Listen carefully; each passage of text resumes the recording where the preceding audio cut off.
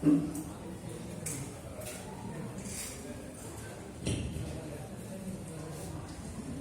bismillahirrahmanirrahim. Assalamualaikum warahmatullahi wabarakatuh. Alhamdulillahilladzi an'ama 'alaina wa lam yahmilna al-islam, la ilaha illallah wa la syarika lahu wa sallallahu Muhammadan abduhu wa rasuluh alladzi la nabiyya ba'dahu. Segala puji kita panjatkan kehadirat ya Rabbi. Salawat Islam semoga senantiasa dilimpahkan kepada Nabi Muhammad sallallahu alaihi wasallam. Alhamdulillah, pada kesempatan pada kita selanjutnya insyaallah untuk yang akan membahas materi berkaitan dengan P5RA akan dinapoli oleh Bapak Dadan Setiawan SAG MPDI. Alhamdulillah beliau sudah berada di depan kita semuanya. Mudah-mudahan apa yang disampaikan tenang Bu ya, semua bisa dibicarakan. Mudah-mudahan apa yang disampaikan Bapak Dadan bisa kita nikmati bersama keilmuannya dan menjadi jalan baik buat kita dalam menahkodai madrasah yang Bapak pimpin di madrasahnya masing-masing, dan ilmunya menjadi manfaat bagi kita semua di dunia dan di akhirat. Amin ya Allah ya Rabbal alamin. Amin. Baik, untuk mempersingkat waktu, selanjutnya saya silakan kepada Pak Dadan untuk memandu materi pada kesempatan siang hari ini.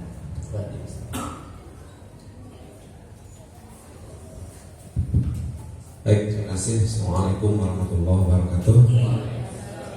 Bismillahirrahmanirrahim. Shalatu wassalamu ala Rasulillah wa ala alihi washabihi wa mawala wa ma'du.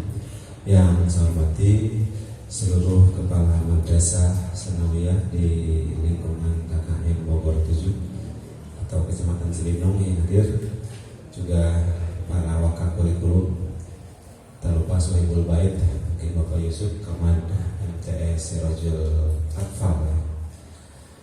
Bapak Ibu yang saya hormati, tadi sudah diberikan materi oleh Pak Haji Zainuddin terkait dengan KMA 450 tahun 2024 tentang pedoman implementasi kurikulum merdeka pada madrasah sanawiyah. Mungkin hari ini selanjutnya saya akan coba berdiskusi dengan Bapak Ibu sekalian. Ini terkait dengan yang baru dalam kurikulum merdeka, yaitu dalam P5.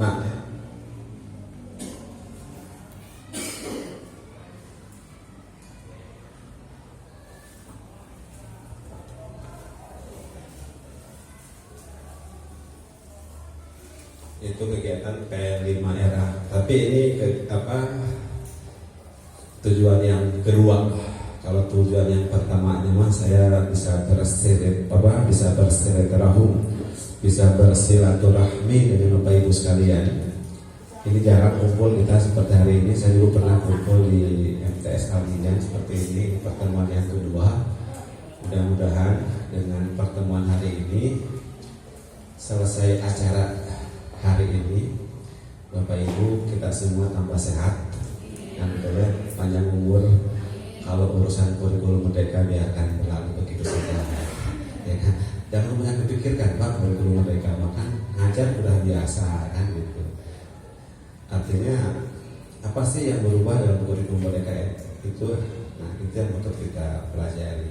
Jadi jangan lupa inti pertama kita kumpul di sini kita sehat. Jangan sampai pulang dari sini sakit. Kenapa? Karena workshop kemarin bikin kurikulum merdeka sakit. Oh ngaco gitu ya, Bapak Ibu yang saya hormati, hal yang terbaru di kurikulum merdeka itu salah satunya dalam kegiatan pengorganisasian pembelajaran. Ya, dalam pengorganisasian pembelajaran itu sebagai tertuang dalam KMA 450 itu ada kegiatan intrakurikuler, ada kegiatan co-kurikuler, ada kegiatan ekstrakurikuler. Tadi kan intrakurikulernya sudah dibahas kan. Nah, mana kegiatan intrakurikulernya? Nah ini Bapak Ibu.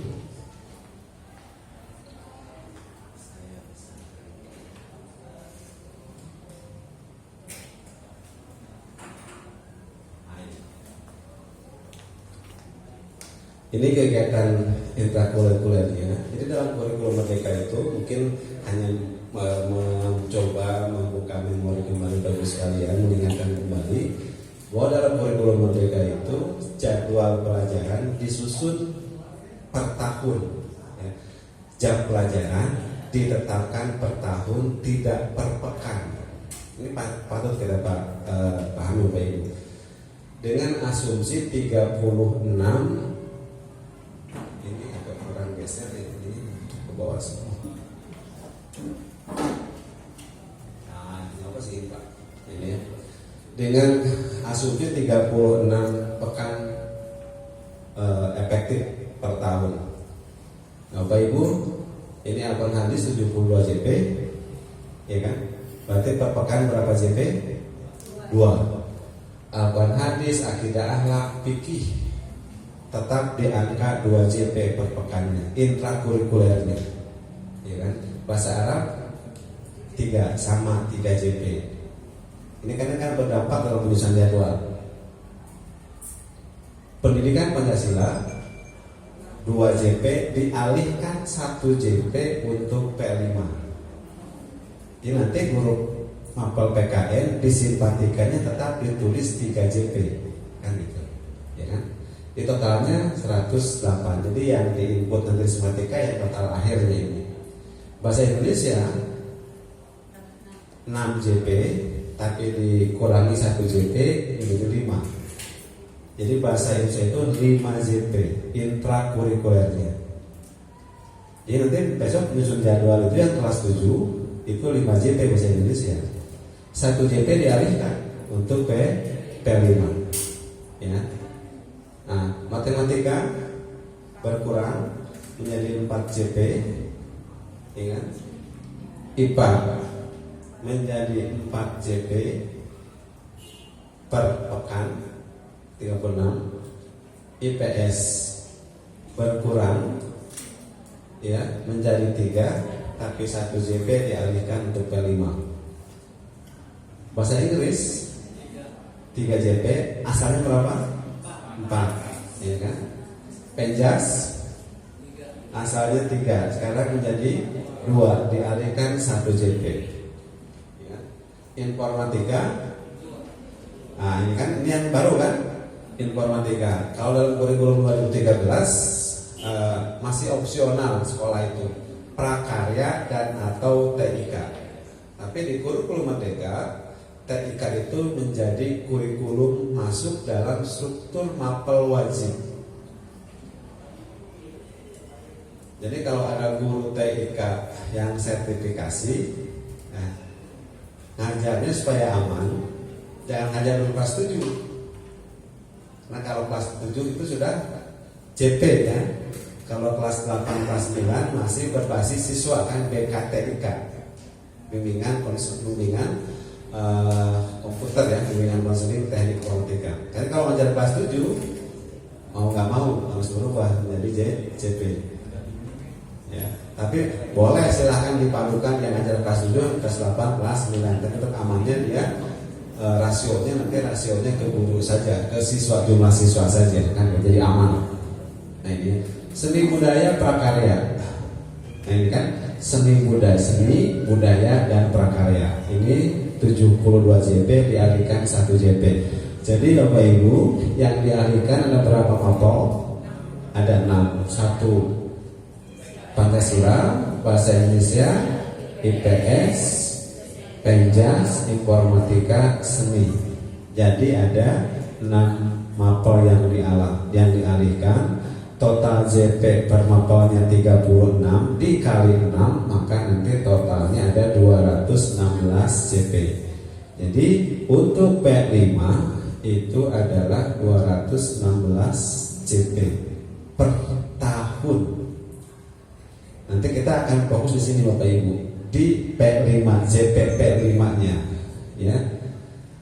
Nah, total per tahun untuk jam wajib dan muatan lokal itu 1440 JP. Jadi muloknya 72 JP, berarti 2 JP bahasa Sunda. Tapi sekolah memberikan kewenangan menambah 2 sampai 6 JP, silahkan. Ini kan mulok itu 72 sampai 216 JP, artinya dikasih rentang 2 sampai 6 JP per tahun. Dengan nambah JP, nambah konsekuensi, ya kan? Nambah macam-macam lah. Bendahara kena juga kan gitu ya. Ke kurikulum kena juga kan, nambah muatan jam.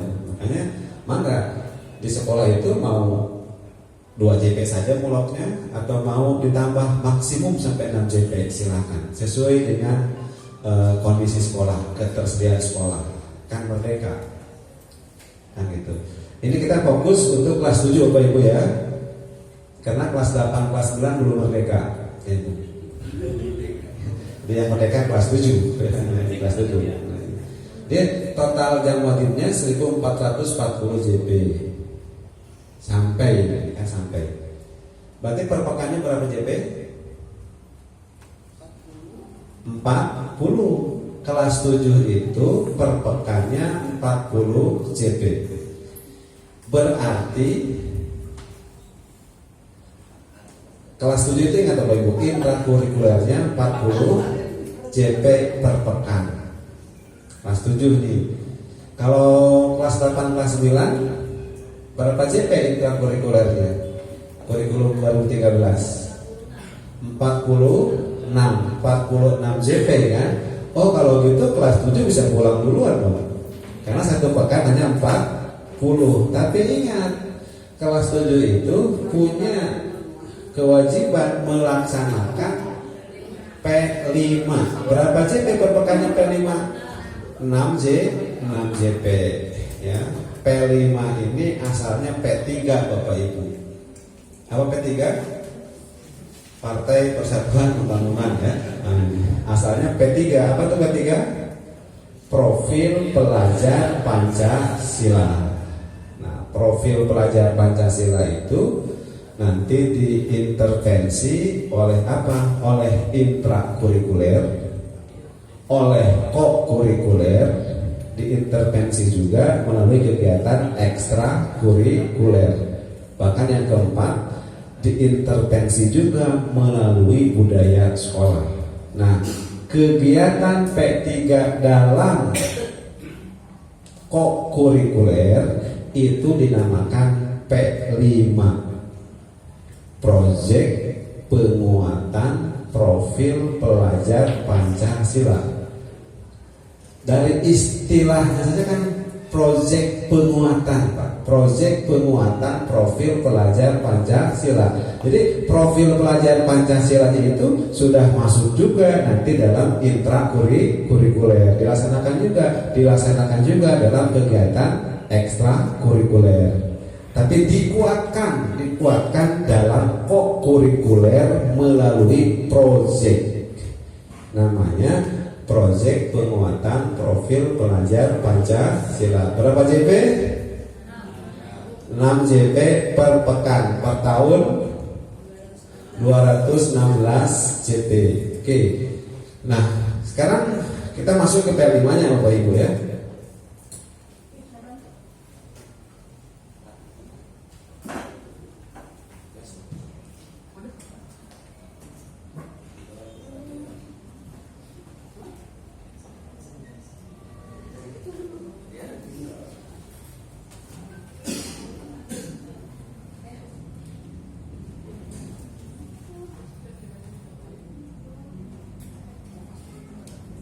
Ya cepat aja Bapak Ibu ya.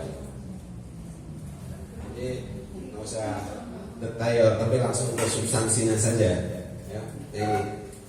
Nah, di Kementerian Agama Bapak Ibu, P5 profil pelajar Pancasila itu ditambah dengan nilai-nilai yang dikenal dengan nilai rahmatan lil alamin, sehingga proyek P5-nya menjadi P5RA. Sebelumnya asalnya P5 PPRA. Jadi dalam rentang waktu 3 tahun ini regulasinya terus berubah. Yang tahun kemarin menggunakan kurikulum merdeka namanya P5 PPRA. Mungkin kayak Al Asyah melaksanakan proyeknya adalah P5 PPRA. Tapi yang tahu sekarang di KM 450 istilahnya menjadi P5RA. Ya, proyek penguatan profil pelajar Pancasila rahmatan lil alamin.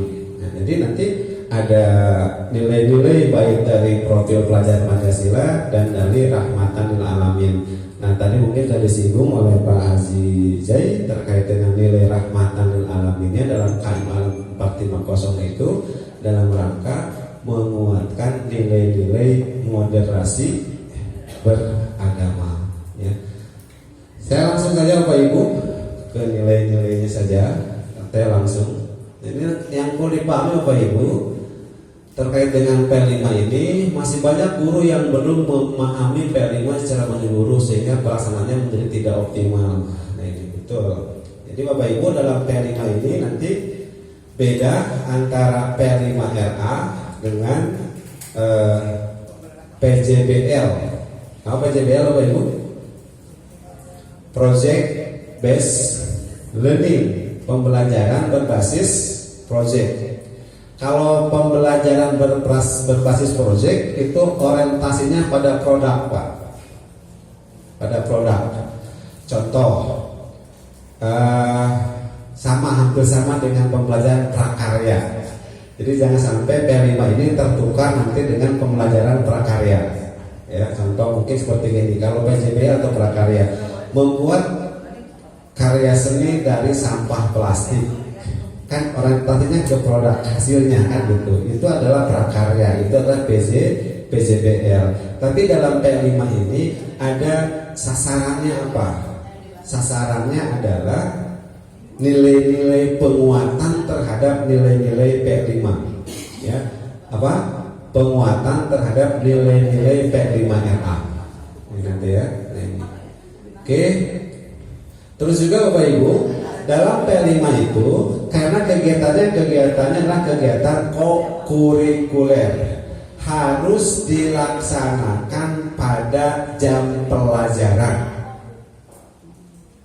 Saya ulangi ya, P5 ini harus dilaksanakan pada jam pelajaran, tidak boleh dilaksanakan di luar jam pelajaran. Kalau kegiatan dilaksanakan di luar jam pelajaran, kokurikuler atau ekstra? Ekstra kurikuler. Ini kokurikuler harus masuk dalam jadwal.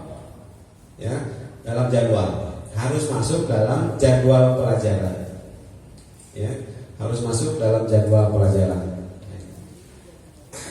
Tidak boleh dilaksanakan di luar jam pelajaran. Dan P5 ini jangan sampai juga memberatkan orang tua nanti. Jamnya udah selesai, pelajar itu sampai jam 1 udah pulang. Ini anak-anak jam 5 belum pulang. Alasannya apa? Proyek P5. Salah itu sekolah, Pak. Ya, salah. Ya, salah kaprah. Karena P5 harus dilaksanakan dalam jam pelajaran, masuk dalam jadwal. Nah ini ya, tidak boleh.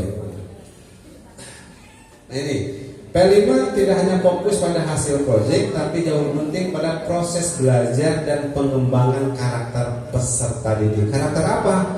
Karakter yang diambil dari dimensi P5 dan dimensi rahmatan lil alamin. Oke, mana dimensinya Bapak Ibu? Saya langsung saja lah. Nah ini. Mana dimensi P5-nya? Nah ini. Apa itu? Beriman, bertakwa pada Tuhan Yang Maha Esa, berakhlak mulia, berkebinekaan global, gotong royong, mandiri, bernalar kritis, kreatif. Ini apa? Dimensinya, dimensi P5-nya. Ya, dimensi P5-nya.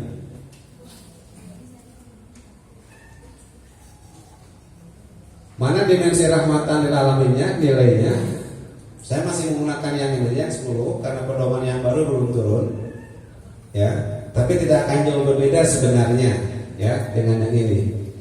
Ada 10 ya. Itu ada berkeadaban, ta'adub, qudwah, muwatonah, toleransi, syuro, adil, wa'itidal, tawazun, tawasud, kesetaraan, dinamis dan empatik, tatawur, wal ibtikar. Ini. Jadi ada 10. Jadi yang kita kuatkan itu 5. Nah, maaf, 6 dari dimensi profil pelajar Pancasila, 10 dari nilai rahmatan lil alamin. Jadi ada berapa? 16. Kayak apa madrasahnya? Tapi kalau SD sekolah itu hanya 6 nilai saja. Kalau kita ada 16 nilai. Mohon pos bentar ya.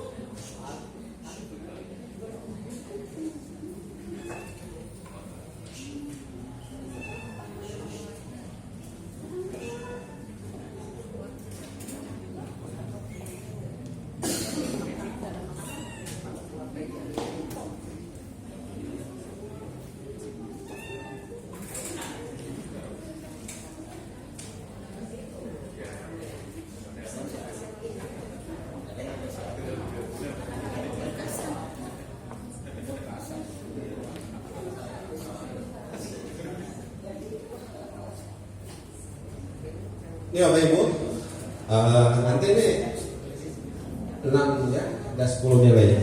Dan juga perlu sampaikan Bapak Ibu, proyek P5 ini bukan tugas guru mapel. Ya, saya ulangi ya, bukan tugas guru mapel tertentu yang tadi dialihkan JP-nya. Tadi yang ini apa? PKN, Bahasa Indonesia, Penjas, Informatika, Seni Budaya, dan IPS ya. Itu bukan tugas guru mapel tersebut. Ya. Jadi P5 ini bukan tugas guru mapel tersebut, tapi P5 ini ranahnya ranah sekolah. Ranah sekolah. Sehingga tadi kan sudah disinggung oleh Pak Jijai mungkin dalam struktur kurikulumnya ada fasilitator, ya kan? Ada koordinator. Dalam struktur kurikulum tadi ada kan? Jadi bahas kan? Koordinator berapa JP? 2 JP, fasilitator 1. Nah makanya Bapak Ibu, saya ulangi ya, P5 ini bukan ranah guru, tapi ranah sekolah. Ya, sehingga sekolah dalam pelaksanaan P5 ini perlu membuat tim project. Ya, perlu membuat